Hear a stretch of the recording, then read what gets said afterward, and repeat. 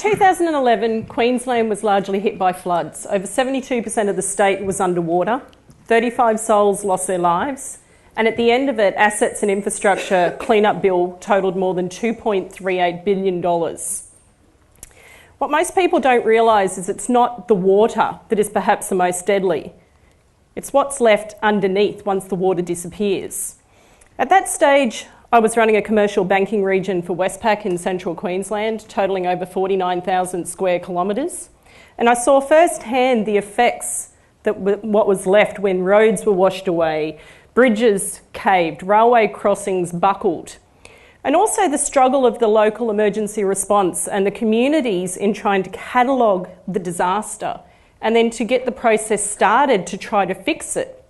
And what became obvious was that it was largely paper-based, crowdsourcing where people were posting photos on Facebook and tagging the local council, if you like, which was all them trying to do their bit, but it wasn't the most logical.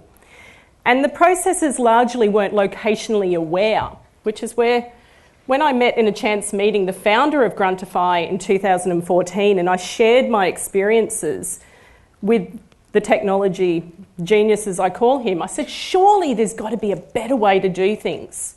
And he looked at me, he said, there is. And that's when Gruntify was born.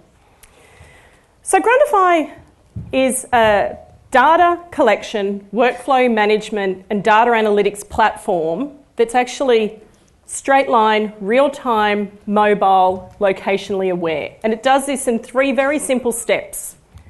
Step 1, you collect your data through a front-end app, any smartphone, any tablet. Now, the collection of data can take the place in photos, videos, audio, and fully customisable forms that you don't require a single line of code to be able to create. In fact, you can create them ahead of time if you know you're trying to collect a certain piece of data.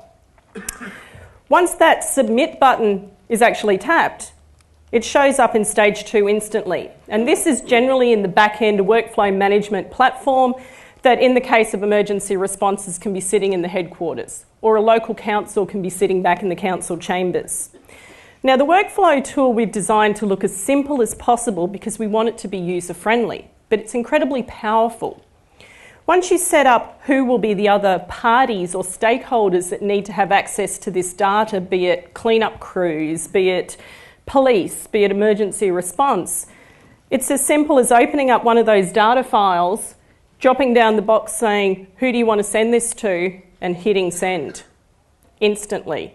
So that data has now come from the field and within a matter of seconds can actually be out with a cleanup crew that's working in the field that can deal with that data. But having data is fantastic, but what you do with it next is perhaps more powerful. So we've put in, being a GIS company, a really complex layer of maps for further analysis or analytics. This is an example of a cluster map, and you can see little circles with numbers on it. Sorry, it's not bigger. But depending on the size and as it goes from blue to red, there's more instances of data that's been collected in that area. You click on it, the map opens up, you can click on the individual data files, and it's the exact file from step 2 that opens up with the full audit log of who's collected it, who's touched it, and where it's at.